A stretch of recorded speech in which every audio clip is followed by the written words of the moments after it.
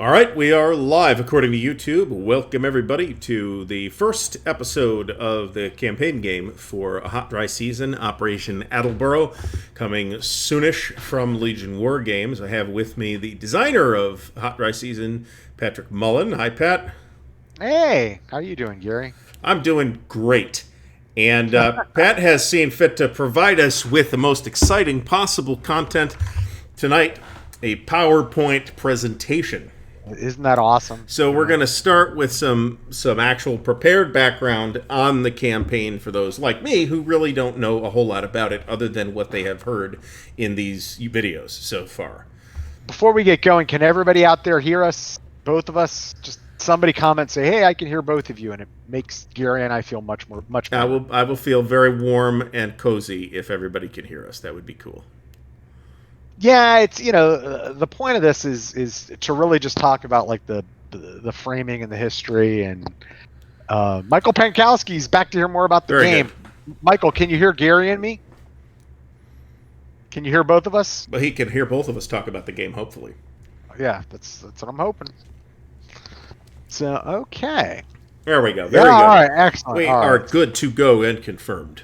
So yeah, well, just gonna do a overview of the situation. Yeah, this is about the history, the historical situation, and how history then translates into game from the campaign standpoint. And so just gonna go into that for a little bit, and we'll stop for questions every now and then, and see how everybody's doing. So let's start with the first slide, Gary. I'm gonna react to the. This is the title slide. What you see before you is the game cover. And that's actually, Gary was asking, that's the actual army map to scale with the hexes before I started to do the terrain analysis and actually turn it into the game. So all right, so here we go. So as we start, I got to remember to say next slide. So yeah, we see before us the strategic situation at the end of summer 1966. And as you take a look at it, you'll see up there in Cambodia, that's where about 200 miles from the South Vietnamese border there in Cambodia was COSVIN, the central office for South Vietnam, as well as sitting with them is the B2 front, which is basically the core level headquarters for the NLF, National Liberation Front, controlling basically pretty much the whole area you see in front of you. And they were sitting with COSVIN. COSVIN was really running the war in that southern part of, you see 2 CTZ on the map and this 3 Corps, which is really the area that a war zone sees in, and a little bit of 4 Corps. We in the South Vietnamese obviously divided up this country into these core tactical zones. That's the CTZ, core tactical zones. But and that's really from an ARVN perspective, their cores. But that's kind of how COSVIN saw it. Is the B2 front controlled this area, and COSVIN controlled the war from this. Basically, was in charge of the North Vietnamese Communist War effort from this area south into the Mekong Delta, which would be going southwest off your map. Okay, so I have that there. We've got COSVIN and the B2 front, and you see, I really in an abstracted way, I say sanctuaries. And so what's happening is kind of north of that map, that is where the north where we can't, of this map where we couldn't see it, the Ho Chi Minh Trail comes by that area of Cambodia. And I call them here sanctuaries, but they're base areas. They're actual logistical boxes off the trail that were set, that the NLF ran in these areas in Cambodia adjacent to South Vietnam. So that's their main supply route for personnel. Some units moving out of South Vietnam to refit would go to those areas. Supplies would come in from those areas. Units would come in from those areas. So from an NLF perspective, that's the starting point, is where does your supply go? And so you see I got those little arrows, and you see Warzone C kind of outlined in red with that big red box around it. Warzone C was the logistical hub for all NLF operations you see in front of you. Okay, so that's why I got those big red arrows going there. And they come in from there. There's some other base areas, and you see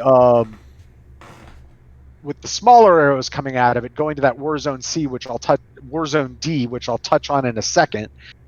They're just less productive supply and infiltration routes due to geography, due to the ability to infiltrate through the area, friendly populate. Many factors add into that, but that's like a lesser supply route. The main way supplies are getting in and being stored before being dispersed, and units are being moved in and dispersed into this whole region is through that Warzone C. Very important area to the NLF.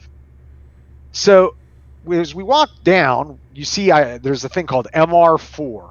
That's once again, how the NLF looked at this region. Military Region 4 was the headquarters responsible for all operations in the Saigon area, north of Saigon, and you see pushing into 4 core tactical zones. You see those arrows I have projecting off are roughly showing the areas where they're running operations. They're supporting local guerrillas, they're conducting local military operations, they're moving supplies, they're conducting ambushes, they're trying to deny area to the South Vietnamese government. Okay. As well, some supplies get moved because it's such a prodigious supply route from those sanctuaries through Warzone C. Supplies and personnel also get moved to and from that MR4 dot to Warzone D. Warzone D is not, it's a base area, but it's not this main supply hub like Warzone C. It's more of an area where units are organized and operate to then conduct operations. You see where the arrows emanating from that dot go to. Southern 2 core tactical zone towards the coast there in Binh Thuy province through Juan Loc up towards the border. So there are indeed some PLAF EC main force participating in these operations, but they're also supporting, delivering supplies, delivering guidance, delivering equipment to local forces. Okay. So you notice MR4 is exactly in the middle of what is on the map presented as it's kind of hidden by all the graphics, but the Iron Triangle. Iron Triangle is just north of Saigon, and it's an area that's been a destabilizing thorn in the side of the South Vietnamese regime since 1962. So I talked the end of summer 1966. U.S. forces began to arrive in the summer of 1965, but ground forces began to arrive like a steady drumbeat throughout late 65 and early 66. And so the U.S. graphics you see here we have the 1st Infantry Division is operating in Bin Long province and is conducting operations where that little blue shade is. They're trying to defeat main force units. They're conducting local sweeps. Some of the operations are very small battalion level. Sometimes they're large division level operations, but they're generally focusing right now on that area. Their primary nemesis that they're countering that I'll get to in a second is the 9th PLAF Division. So that's that big red one, 1st Infantry Division. The thing that looks like a lightning bolt in a pineapple is the 25th Infantry Division. They're based out of Cu Chi, which is covered up. It's on the map, but covered up by that little blue dot. And they're basically conducting operations trying to pacify and suppress NLF operations in the Iron Triangle, where that Military Region 4 main forces are operating in, tunnels, bunkers. It's a very well prepared mini base area kind of to conduct operations against Saigon and the vicinity around Saigon. And the whole division is just parked there doing multiple operations trying to sweep the area. But as MACV had been conducting these operations, they had done a couple of sweeps with the 1st Infantry Division in late 65, early 66, and as recently as late spring 66 through Warzone C with the 1st Infantry Division. But they're large brigade-size sweeps, one division level sweep, and they would go in and they would try to engage the enemy. There weren't enemy there. They didn't find many caches, and then they'd go back to their base area where they're doing these persistent operations I have reflected there. So MACV decided, look, the way to disrupt and try to defeat the problem set presented to us by these communist operations we need a permanent presence in Tay Ninh province, and that'll allow us to disrupt Warzone C consistently. So they sent that thing that looks like the symbol is actually a fuse that's lit on two ends, so like a charger fuse, like a sapper, from the 19th century. That's the 196th Light Infantry Brigade. They've just arrived there in August of 1966, and having been in country in Vietnam for all of a month. Now, going up to the 9th PLAF division, you see up there north, this really does a good job of displaying the function of what the VC main forces, the PLAF in this game, their function is. They're not conducting local guerrilla operations, trying to engage in population control and deny areas to the South Vietnamese government. They're the big stick.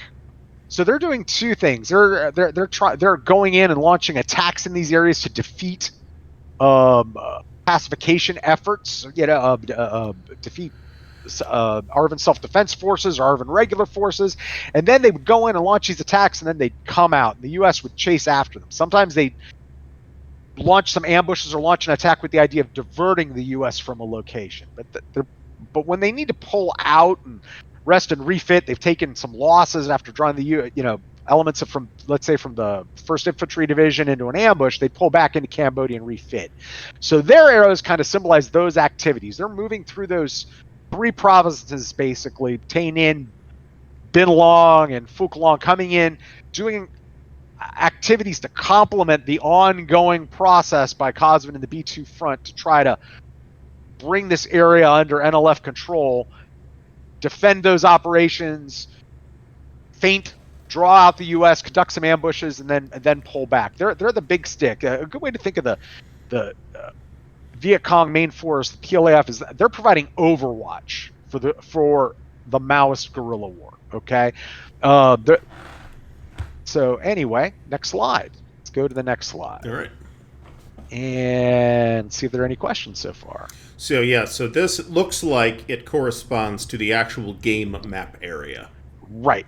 So this is the operational situation as the campaign begins. So before that was like strategic background to what's occurring, right? So here we actually see the game map. It's all of Warzone C. So let's start with the Special Forces camps. So you see 4 Special Forces camps in front of you. Those, little mini pentagons. 2 of them have been constructed in the last 9 months. That's Camp Tri B to the far left and Camp Minton to the far right.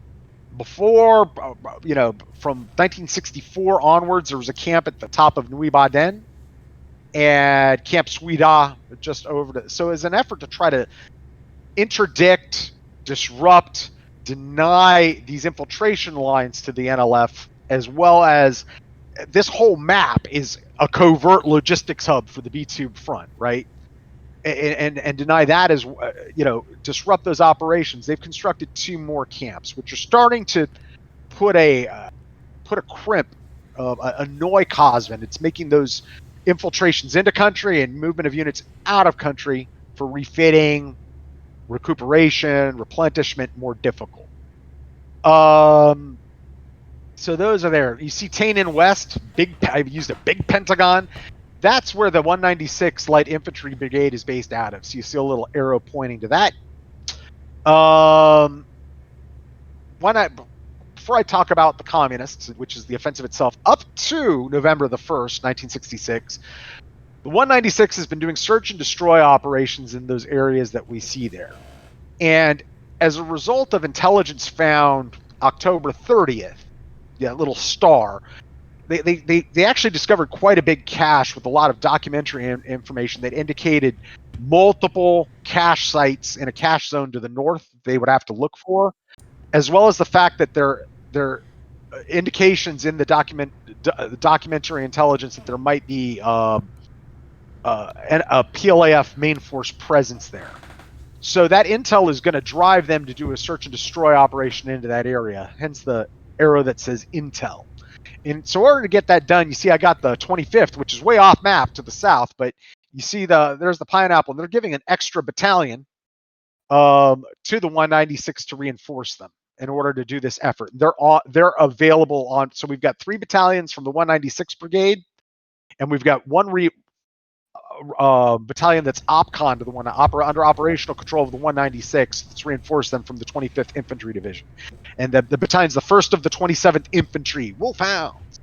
So that kind of deals with the U.S. situation. Now, during the summer, the Politburo had decided that they were going to launch an offensive into Warzone C. With reports that the 196 was beginning to arrive, kind of solidified their plans. Cosvin wanted to destroy as many of these special forces camps as possible, and draw into ambush and isolate U.S. regular units in the area. There's really no ARVN presence. This has been a denied area to the ARVN for about 2 or 3 years. So that's what they're planning to do, is an offensive to kind of drive up here, disrupt the U.S. efforts that are going on there, so they can maintain its use as what they've used it for the last 4 years, a main base area in close proximity to Saigon and the rest of 3 Corps. So the forces they've devoted to this operation writ large is the 9th PLAF Division. They've reinforced it with the 101st PAVN, People's Army of Vietnam Regiment. That's a NVA in popular nomenclature. So it's the operational force is 4 regiments under 1 divisional command. As well, there's some local forces in the area that I haven't shown on this map that Gary can deploy what he wants. But you see, basically, on the hexes, when we see the actual game map, those areas are roughly the areas Gary could deploy those units. The 273rd PLAF Regiment, the 101st PAVN Regiment, and 9th Division PLAF assets, which could also be parceled out to the 273rd or the 271st. You see up there to the right, to the east. Now, an interesting case in the game is the 272nd PLAF Regiment. That is the best regiment that Colonel Cam has. It's the best regiment in the division. But historically, for reasons lost to time, he sent that regiment, if you go back a slide, Gary, off this map to an area just inside that blue circle of the 25th Infantry Division. The red area is the map area, that red box, right? Outside of that, 20 miles south of the map, to attack a regional forces camp that was very unimportant. And nobody knows why, okay? That's just what he did. So, go back to the next slide. There's a chance in setup, and what we'll see is setup, as we talk about setup and start going from history to the game, that this unit may arrive beginning after the campaign begins, really on the eastern side of the map. They're to the south, but the infiltration area comes in from the eastern side of the map. And so if they arrived as reinforcements, they would arrive within 5 hexes. Just they would pop up there. There's no World War II style, entering from a hex edge for the communists in this game. If they arrive on a turn, it's just within 5 hexes. They could show up behind a U.S. unit if U.S. unit decided to hug the edge of the map to get after them. But through chit play, and we'll talk about that in a bit, there's a possibility that the 272nd could also start on map with the other forces.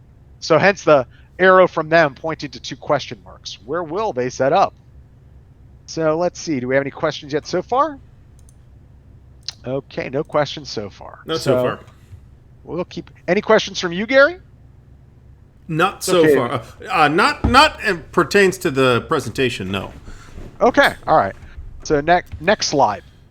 So now we see concept become the game. So you guys can make out, it's a little difficult to see, but they're all I've set up, basically the setup parameters for the US are just like the parameters we saw in that concept map. The 196 Light Infantry Brigade can set up in and around Tainan City or in that area they were conducting search and destroy operations. And Special Forces units can set up in those Special Forces camps or within 5 hexes of them. And you see I've done just that. And Gary, on this, the big map, can set up those forces and it's going to have those same strictures. And I have the intel arrow here because it's pointing at what in the game is a concept that becomes important, which is called the cache zone. Okay? So here that intel is directing me, and we'll see through carrot and stick and other things, to go into that cache zone and start looking for caches. Okay. Any questions about that from anybody? Bearing in mind that the stream will take about 45 seconds to catch up to where we're talking, so we might want to just take a moment, everybody breathe, relax. Yeah. They're about a minute behind us. Thank you, Dan Eidelbach. So they've caught up to the map, so we're at least that far. So let's see. All right. So next slide, we see the victory conditions. And the map art, if you're curious, is we have the NLF flag to the right, and that's actually the MACV, Military Assistance Command Vietnam shoulder patch, right? So U.S. victory point awards are pretty basic. They get 1 point accrued as the game moves forward for every step of PAVN or PLAF destroyed. Not local forces, just PAVN or PLAF. They get 3 points if they destroy a PAVN or PLAF headquarters unit. They get 5 points per MR4 staff ground unit destroyed. What the heck is Pat talking about? All right. They get 5 points per 82nd logistics ground unit destroyed. What the heck am I talking about? And lastly, they'll get 6 points if the Warzone C support complex is destroyed. Well, let's talk about all those things for a second. Then we'll probably go back to a previous slide, Gary. Look at a map. So the Warzone C support complex, there are bunkers, as anybody who's been watching so far in the game, that are hidden. And there were multiple, tens, 20s of poured concrete sited bunkers found in this region over the years. Many during Attleboro and many afterwards that were obviously constructed prior to Attleboro. But the Warzone C support complex was an actual underground hospital, basically a support area capable of supporting core level operations, but in South Vietnam. Practically speaking, in the game, if a unit is destroyed for the NLF, they can only be reconstituted in Cambodia. So rebuilding, not giving replacements, but bringing back a loss. Okay. However, Warzone C support complex is an area on map where the NLF player can do that as well. So let's talk about those MR4 staff ground units and 82nd logistics ground units. Gary, let's go back to that strategic situation map. This one. Yep. The big, it's a strategic situation, end of summer 1966. We're here. All right. So one of the things we'll see in terms of reinforcements and how reinforcements work in this game is eventually, during this operation, the NLF evacuated the Iron Triangle of all main force assets. So that was, at that time, involved a PLAF regiment, so yet another regiment, 2 PLAF battalions, and command and support cadres important to operations that they evacuated, and they were supposed to evacuate to Cambodia, which takes us through our map area. That's their evacuation route. And we'll talk about why that happens. But what it means is there are these important staff and command cadres hidden amongst the PLAF forces that are trying to get to Cambodia, that the U.S. gets significant victory point awards, bonuses for destroying. And I also said 82nd Rear Logistics Unit, Rear Logistics Group units. To operate all these cache zones and sites and bunkers and move supplies in and out and keep them hidden and everything isn't just a bunch of porters. There are certainly porters involved, but there also were like Opel Blitzes, trucks, hidden equipment, hidden personnel, very specialized task maintaining all this stuff. Those personnel eventually in the operation were ordered to evacuate to Cambodia. One of the things, so the U.S. gets, once again, high value victory points for destroying that logistics capability. It was a key goal of the U.S. to destroy them, and a key goal of Cosvin as this campaign developed, to not let those guys get destroyed. So, all right, let's go back to those victory points conditions. All right, here we are. All right, so for the NLF, you see a laundry list of stuff, but what you see is they basically get points like the U.S. does for killing U.S. and specialized, like mechanized, motorized, artillery, etc. Steps destroyed give them even more victory points than just normal U.S. footsteps.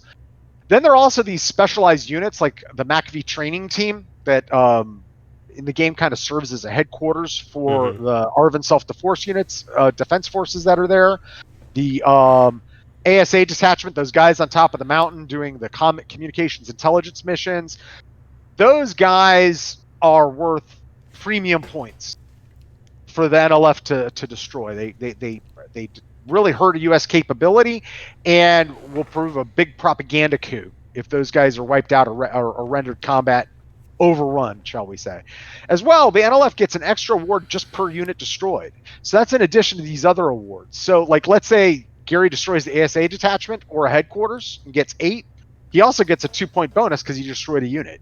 So that really turns into 10 victory points. Ooh, okay. Right. And then he gets 5 points for each one of those staff ground units we talked about that the U.S. gets 5 for destroying. Mm-hmm. He gets 5 for everyone that gets exited to the Cambodian sanctuary boxes, which we'll talk about as the campaign moves on. Suffice to say, on the map, go up to that where we saw the map there, Gary.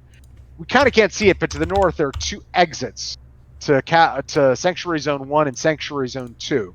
Mm-hmm. And that's eventually when it's time for the NLF to withdraw, where he's trying to withdraw to. So okay, so let me just blow the map over here. Those are these exits up here on the north edge of the map that are marked as 1 or 2. Right.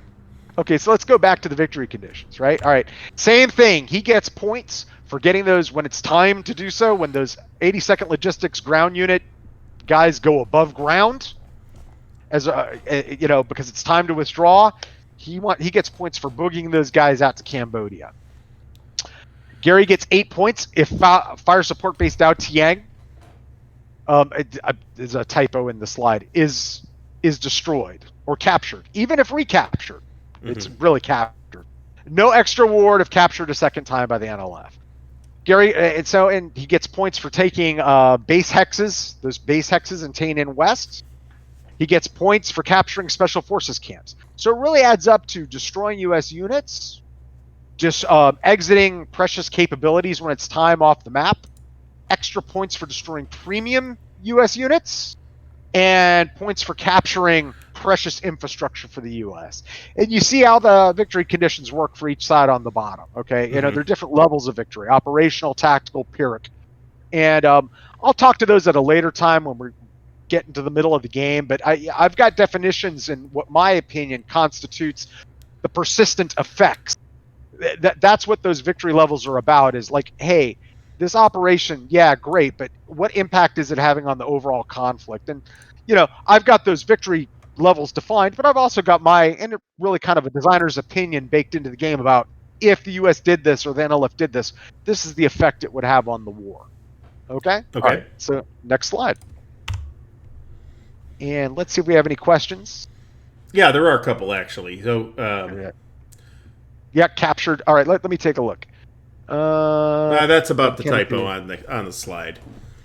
The intelligence assessment was accurate to the strategic screen. Go back. Wrong way, Gary. Oh, no. Keep the slide there. It just caught up. Okay. You're right. It caught up with the strategic situation. Basically, we knew what they were trying to do. We knew how Warzone C worked.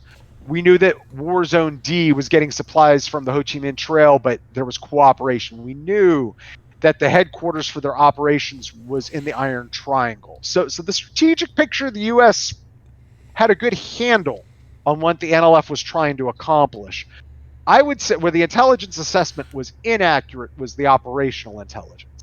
The U.S. had no idea that the 9th PLAF Division reinforced was coming in to launch this offensive, okay?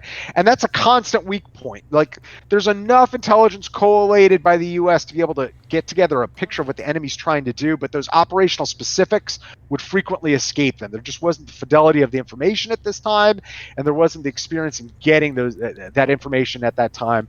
But in terms of generally what the NLF were trying to do, the MACV had a good general idea. Let's see. Robert Moffat captured. Yep, that is, and it's a C-123. And no other questions, so we'll get back to it. Okay. Sorry, intensity and reinforcements. It actually shows up a lot better in the. Gary, I'm wondering if you actually have the final. I have the version of the presentation that says final in the name. Okay. All right. So maybe you did. All right. Seems to do me a favor real quick. Now we'll just go one by one. But if we're missing something, how many more slides do you have left? Just give me a count. Hold on 1 second. This is slide 6 of 11. Okay, we're good. All right. Okay. So you see there, it's just showing up so much nicer on the YouTube video, funnily, than my actual screen. So the I'll take credit for that. yeah, it's all you're doing. So intensity level we see. So this is how reinforcements are basically done in the game.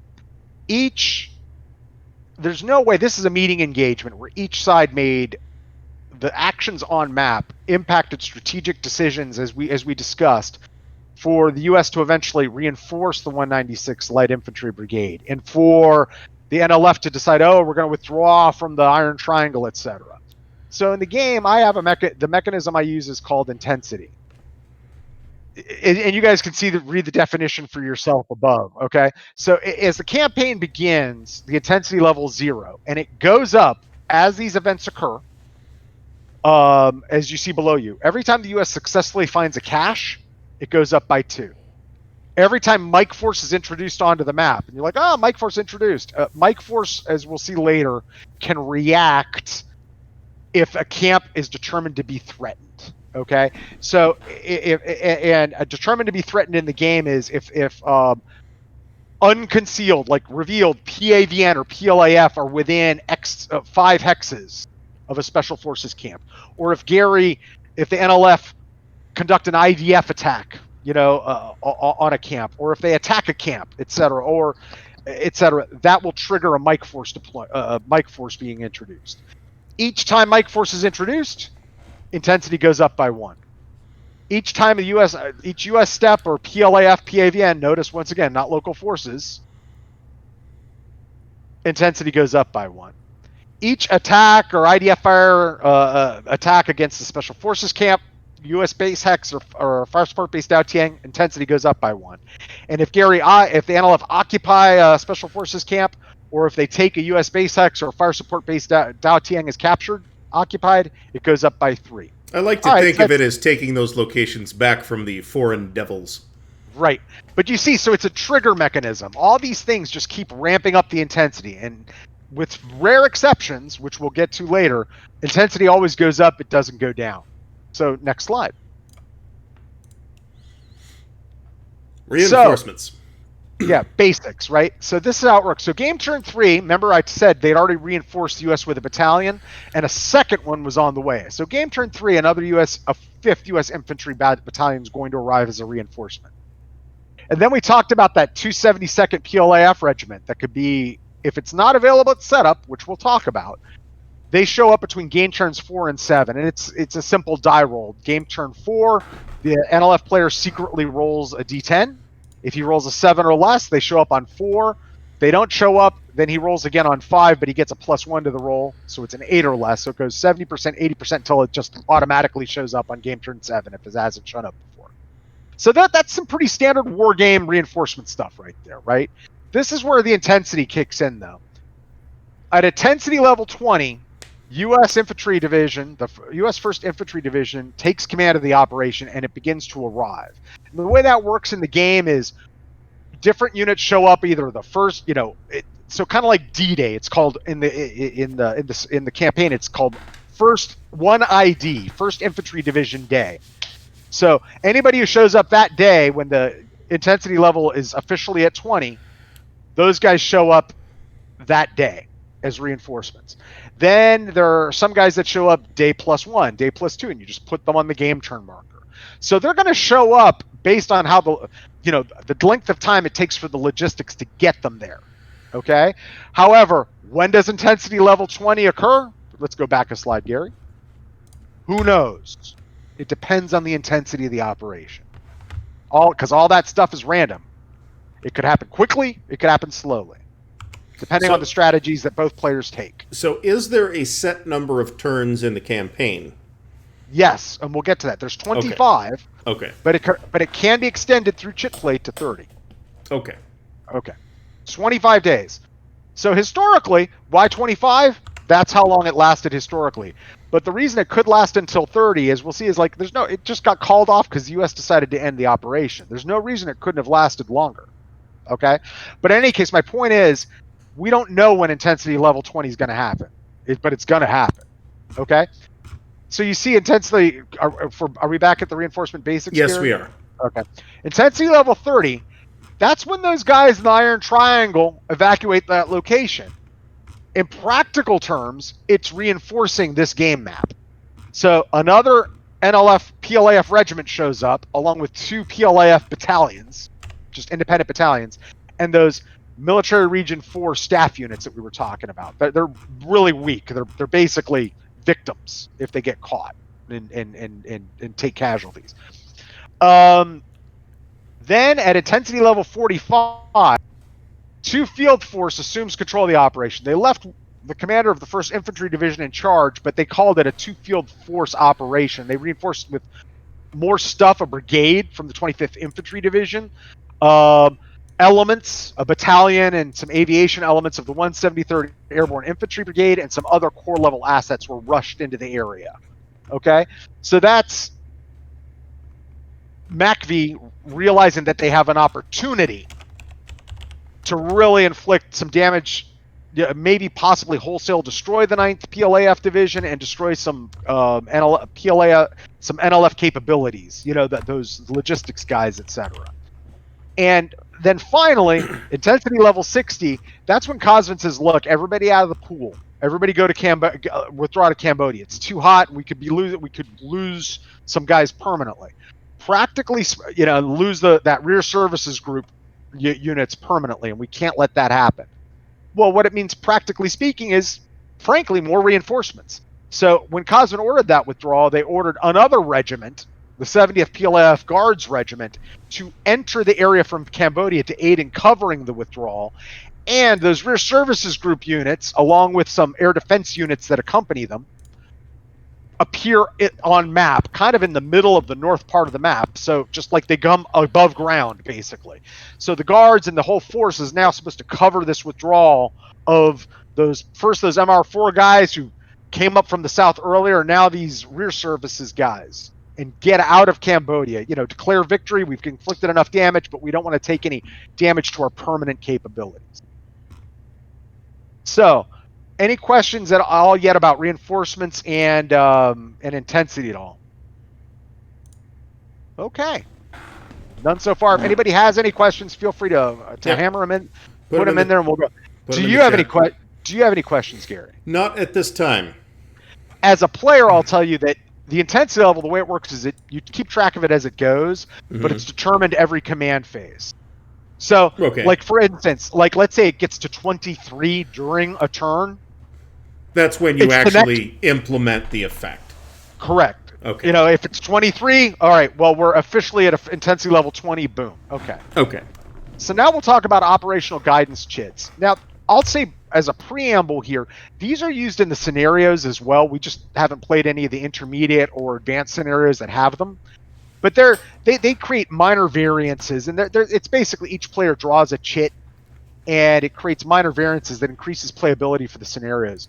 But in the campaign, they're a really big deal. In fact, really, each player should do each player is instructed to do the operational guidance chit mechanic before they even set up. Both players. And so you see, before setup, each player, there are 6 of them, and each player must draw 3. The player, you draw them one at a time, and each player has to keep the first draw, and then they get to choose between the second and third draws, and they're held secretly. Some of them are mutually exclusive, as we'll see. And all the OP chits, and generally speaking, they alter victory point awards, they alter capabilities available, they alter rules restrictions, they may alter intensity levels, and it may even lengthen the campaign. So like you said, how long is the game? This is what I mean when I say it's 25, but it could be 30. So next slide. Let's take a look at the U.S. operational guidance chits real quick.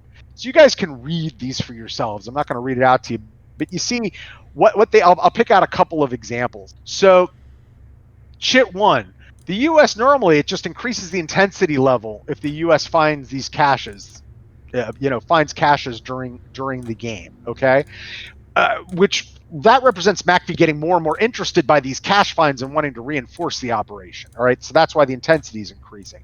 But here, there's a possibility, as you see, if the U.S. player gets Chit 1, that the U.S. gets victory points for cache finds. I believe it's 2 per. So even if and it's one of the things I love about this Chit mechanic, Gary has, before he sets up, has to read all my Chit possibilities and then draw his Chits, right?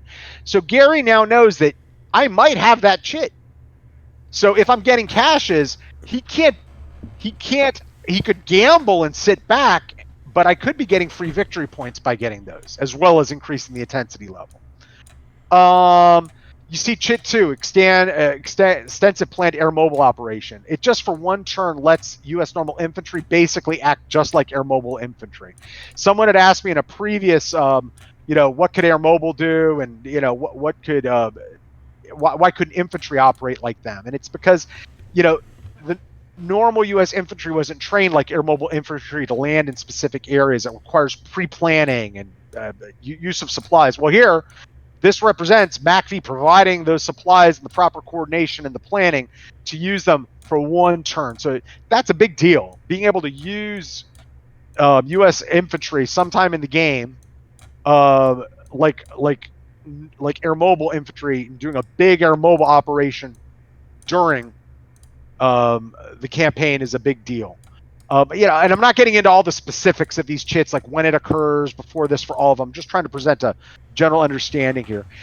The two that kind of go together are way into Deploy winning out. I'll let you guys read those for yourself. But what it basically does is lets the U.S. player take a victory point penalty, but by doing so, he can increase the intensity by 10 at any time. So the NLF player may think he's waiting for intensity 20 before the first infantry division shows up, but oh my god, the U.S. player plays a Chit and they're showing up early. Okay? So intensity sounds like it is generally favorable for the U.S. to have a higher intensity level. Is that an accurate statement? No, I think it depends. Okay. Both sides are getting more forces. Okay. That's practically true. speaking. Practically speaking. And I think... And this is about player agency. I'm a firm believer in games where the player is determining what he does during the operation, right? Mm-hmm. It's not on rails. This is all up to the U.S. the NLF player. The NLF player may develop a strategy for the campaign where he wants to control the tempo and slow it down, right? Or he may want to take risks and do things that will increase the tempo of the operation. Mm-hmm. And the U.S. player, I've taken and got my mind and play tested for quote unquote gamey behavior and incorporated it into the game. Let's go back up to that intensity slide. Intensity and reinforcements. All right, we're there. All right. The U.S. is completely conscious that if he takes casualties, he's going to increase the intensity level, right? So the U.S. player could say, I'm going to do some risky attacks here because MACV might have my back if I do that. It's completely up to the U.S. player. You know what I'm saying? Mm-hmm. So, however, if he takes the step losses, he's taking victory point losses, right? And he's in risk of losing units. Mm-hmm. And he's weakening himself. So, tomato. I through in the game generally as a design philosophy and in terms of the OP chits, my idea was like players are going to try to win. They're going to try to do gamey things. So it's best to embrace those in the design and the victory conditions and intensity, right? Rather than trying to like constantly stamp them out with rules like, be good players, don't do that sort of thing. That's just not realistic, You follow what I'm saying? So it's best to co-opt it. I agree with that. And make it historical, So, okay. So you see, there's back to the U.S. operational guidance chits. There's a chit. General Dupuy wins out, right? Basically, it just lets the U.S. player move the intensity down 10 points, right? The U.S. player may want the op to go on longer so he has more opportunity to kill and hunt for those units, right? You follow what I'm saying, Gary? So, Yep. Right? So there's an incentive to move it down. Those two chits are mutually exclusive. Okay, so if the U.S. player picks one, he can't have the other. He can't have it both ways. Both generals can't be winning out. All right. And you see real quick, McAfee's concerned about the camp. Well, the U.S. gets a free Mike Force deployment, even if one isn't justified by the Mike Force conditions. Mm-hmm. But he takes extra victory point penalties if the special force camps are captured. So be above and beyond. Okay? Okay. And that's McAfee saying, look, we're so worried about these camps, we're giving you this Mike Force. But it means if the U.S. player loses camps, it's... Yeah. And again, you're going to draw 3 chits, and you're required to use the first one. You're required to declare at some point at the appropriate time. You're required to use that first one, but you have your choice between the other 2. Right. And this is a good time to say all these chits, and when we get to the NLF chits, okay, there's always the option to not play the chit, but take a victory point penalty. Yes, and that's in the chit descriptions in the rules. Right. So I didn't throw those on here. Wasn't enough room. Wanted to keep the slide short. So the U.S. player could also say, either player could say, I'm going to ignore your guidance, McAfee. I'm going to ignore your guidance, Consvin, but you'll take a victory point penalty for it. So for, all right, so that's the McAfee camps, and bomb them. If intensity is 35 or higher, B-52 strike becomes available early. Normally it shows up at 45. Okay, so this is McAfee saying, look, we really want to kill those logistics units, right? We want to destroy that capability, okay? So you get the strike early, but hey, guess what? If more than 5 logistics units and or MR4 staff units end the game in Cambodia, you get an extra penalty for it. You know? So here's a capability, but if you don't use it the way we want to use it, you're going to suffer a victory point penalty. So any questions about the U.S. chits?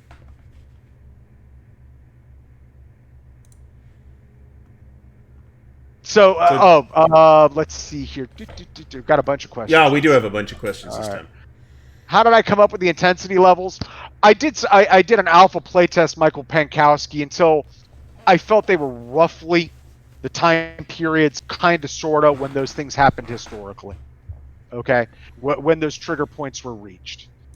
Patchwork pictures. No, there are no restrictions on air mobile close to the border. There are restrictions in terms of terrain types where units can land. Okay.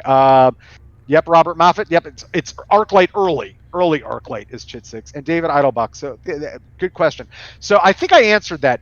The 2 general chits are mutually exclusive. So let's say you pull the first chit and it's general Wayand, and the next 2 you pick as the U.S. are like the cash find one and the other general. Well, that tells you which one you have to pick, which is the cash choices, because you can't use those 2. In the rules, in the scenario itself, it's spelled out that they're mutually exclusive. You can't. Westmoreland can't listen to both of them. He can only listen to one of them. So okay, let's now take a look at the next slide, the NLF chits. Gary. Here we are. Okay, so the one we're going to focus on first is Chit 4. Focus the offensive in Warzone C. So remember when we talked about that 272nd PLAF regiment that could come on map between turns 4 and 7 because it got weirdly sent? This chit is focus the offensive on Warzone C. So this represents Cosvin giving explicit instruction to Colonel Cam to stay concentrated, focus on Warzone C. So if the NLF player has this, after the U.S. sets up, but before he sets up, he can play it. And he immediately takes a 10-point victory penalty, but he gets that whole regiment as part of his setup turn 1. And if he decides not to play it, he takes a penalty. So, and now we'll look generally. Attack Tainin City. Cosvin provided very conflicting guidance to Cam, in fact. You know, it's almost like they want him to do everything. So this is focusing the guidance saying, hey, look, if you grab some urban hexes in Tainin City, right, and the NLF actually expose themselves there, they can't be concealed, they have to reveal themselves unfixed, he gets extra victory points as a one-time award for taking these urban hexes. Okay? It's propaganda, running up the flag, we've captured Tainin City, you know, etc. So, eliminate the camps. Whoa, focusing on camps. Bonus victory point awards for siegers of Special Forces camp, placing a priority on that. You can see where if the NLF player has that and the U.S. player has said, hey, guard those camps could become really, really valuable in terms of victory points for the NLF. Destroy the Americans. NLF gets even but more victory points. We're talking in the neighborhood of like an extra 5 guys for all these things. Okay, for destroying their specialized units, the ASA debt, headquarters, the training team. You guys can read the justifications of what Cosvin and the LF were trying to do that feed into that. Press the advantage. Well, that lets the NLF player move the intensity down 8 points if he wants to. What that means is, hey, we're not going to evacuate this thing quickly. We want to stay here a while and keep this offensive going and press the advantage. In Chit 6, evacuate Warzone C. Before game turn 20, he can move it up 8 points. That's Cosmin saying, look, guarding our assets is more important, so we'd like to see us exit here earlier. Now, if you look at those chits and you go back to the U.S. chits for a second, Gary, we'll just look at those for a second. The key here for both sides is you don't know what the other guy has, so you have to be aware that he could conceivably have any of them. And what I love about this is not only does it give players agency in terms of, they have a little bit of guidance about what they can do, but they can always ignore the guidance. But in terms of the capabilities or the vulnerabilities that the chits make them show to the other side, you have to think that, my God, like I said, for Chit 1 there, for the U.S. chits, Gary's got to approach this thing thinking that it's possible I'll get victory points for cash funds. He's got to approach this thinking that this thing could go on till turn 30 if I play Chit 4. If we go to the NLF chits, I have to approach my setup thinking that he might have the 272nd Regiment. Chit 4, NLF, we should be on NLF operational guidance chits. Even if he doesn't have the chit, I've got a plan for it. I've got a guard Tane in city because he might get extra victory points out of that. Or giving the commander agency, letting the commander decide. I could say, you know what, I'm going to take a risk there.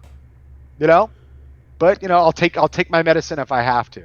So that's kind of going over the U.S. and the NLF operational guidance chits. Any questions? So let me throw something in here. One interesting ramification of the operational guidance chits mechanic essentially makes this campaign game, gives it completely altered victory conditions every time that you play. So this is going to, this mechanic alone is going to, I think, enormously increase replayability of the campaign scenario. I think you're absolutely right, and it, not only will it alter, it has it done so already, but it provides for very different games each time, right? So as you, so the way they're intended is you draw these chits and they're informing your strategy about what you should do. Mm-hmm. You know what I mean? Now you could say, well, I got this one and I don't like the other two choices, so I'll take the hit on this one and I'll use this one. But it's kind of roughly guiding it. If you play the chits right, it may not win the game for you, but it should bag you some extra victory points if you try to merge your strategy with that. However, you're under no mandate to do so. To conduct your strategy in any way. So, next slide. There's Gary and me. That's us. Any questions from anybody? I'll hang out for 5 minutes and see if anybody has any questions. All right, I'm going to step away for about 60 seconds. So Feel free to ask questions, folks, in the chat, and then we will pull up the Vassal module and we will actually show you what the deployment looks like for the whole campaign, which I think if you've watched the previous videos, you'll find very interesting. Yeah, and to just add on to your point, Michael Penkowski, that's absolutely true. And most of the chits, the instructions to play them are, they're meant to surprise the player either in the middle of the turn or like on a command phase or something. It's not like waiting till a very specific time to play them. So, somebody could be playing that chit on you at any minute. Like if the NLF had the, focus on the camps chit and he took 3 camps, boom, play the chit immediately and, get that extra victory point award immediately. Or he could hold off on it and surprise the U.S. player with it on the last turn. So, that uncertainty about whether you're winning or losing as the game's going on is a mechanic I treasure anyway. It keeps the players, it keeps them in it. You don't know. You may have it in the bag, you may not. It depends on that operational guidance chit play. So it looks like we don't really have any questions. If anybody thinks of any later and wants to pop them in after we start the campaign game, feel free to. And Gary, you don't have any questions? No, not that I haven't asked already. All right, that went on longer than we thought, but I think it was worthwhile. That Why don't is we take? actually was completely anticipated by me. Do you want to take a quick break? Let's take 5 or 10, and then we'll start up the campaign. Okay, Why don't so you